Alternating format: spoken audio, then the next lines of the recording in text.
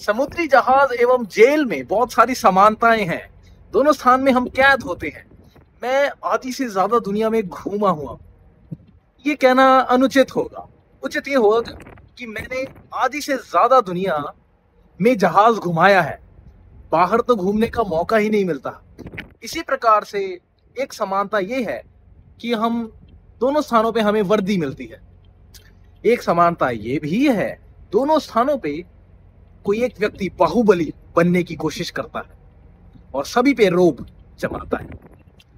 और एक समानता है कि आप जब नए नए जहाज पे आते हैं या जेल में जाते हैं तो लोग आपको दबाने की कोशिश करते हैं, आपको झुकाने की कोशिश करते हैं।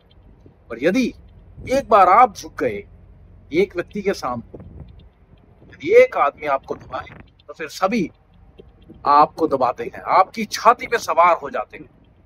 तो पहला नियम है जेल का एवं जहाज का, किसी के सामने ना झुकें, किसी को दबाने ना दें। आपको पता है आपको अपना मुंह कब बंद रखना है, आपको पता होना चाहिए मुंह कब खोलना है, और आपको पता होना चाहिए इसके अलावा और क्या क्या खोलना है और कब खोलना है। लेकिन भारतीयों के साथ ऐसा नहीं।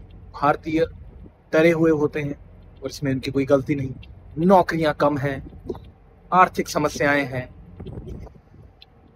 लेकिन फिलिपिनोज में ऐसा रवैया नहीं। फिलिपिनो हमसे ज्यादा गरीब है लेकिन वो किसी के सामने नहीं दबते। मजाल है कोई फिलिपिनो को गाली दे दे, तोड़ के रख देते हैं वो। लेकिन भारतीयों के साथ ऐसा नहीं। अब ये एक सिस्टम बन गया है कि भारतीय डरपोक होते हैं, उन्हें दबाओ, डांटो।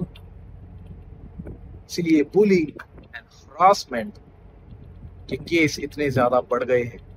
लेकिन बुली हरासमेंट फिलिपिनोज में कभी सुनी ना कभी सुनेंगे आप। और फिलिपिनोज का ही मैं नाम क्यों ले रहा हूं, क्योंकि मर्चेंट नेवी में सबसे ज्यादा तादाद किनकी? फिलिपिनोज और भारतीय। समय है हमें फिलिपिनो से सीखने का।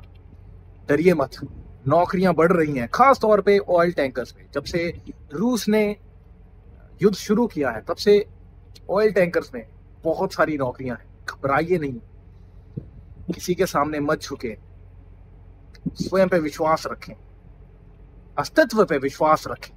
अस्तित्व आपके साथ है, आप अकेले नहीं। क्योंकि जब आप हंसते हैं तो पूरा अस्तित्व आपके साथ हंसता है, और जब आप दुखी होते हैं तो पूरा अस्तित्व में आप अपनी तरंगे फैलाते हैं।